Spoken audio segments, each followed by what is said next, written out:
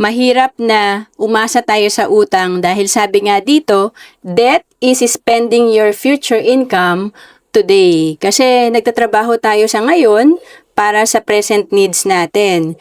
Pero pag tayo ay nangutang, ginagastos na agad natin yung mga income natin na kikitain pa lang natin para sa present needs natin.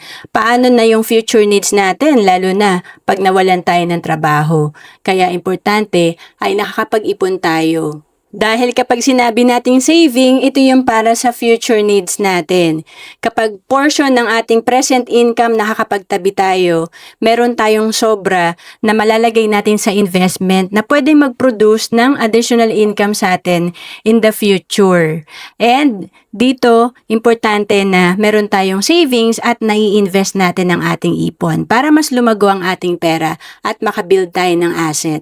At kung naghahanap ka kung saan ka ba pwedeng magsimula mag-ipon at mag-invest, pwede ka sa Kaiser na sinimulan ko rin noong 2012 kasi dito 3 na yung meron ka. Kaya tinatawag namin na level 1 investing. Sa Kaiser meron kang investment, healthcare at life insurance. Magbigay tayo ng halimbawa dito na plan na kung ang edad mo ay nasa 41 to 50, ang minimum plan natin ay Plan K60 na around 3,529 lang per month or 36,000 per year.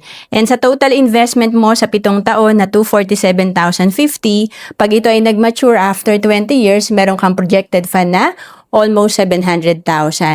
Ang Kaiser ay good as cash after 20 years at kapag hindi pa natin kinuha ang fund natin after 20 years, patuloy pa rin ito mag-grow sa investment at may healthcare pa rin tayo magagamit. And to know more about Kaiser, message mo lang ako sa Facebook, Roan Celis Capistrano, or email me at roan.capistrano@gmail.com.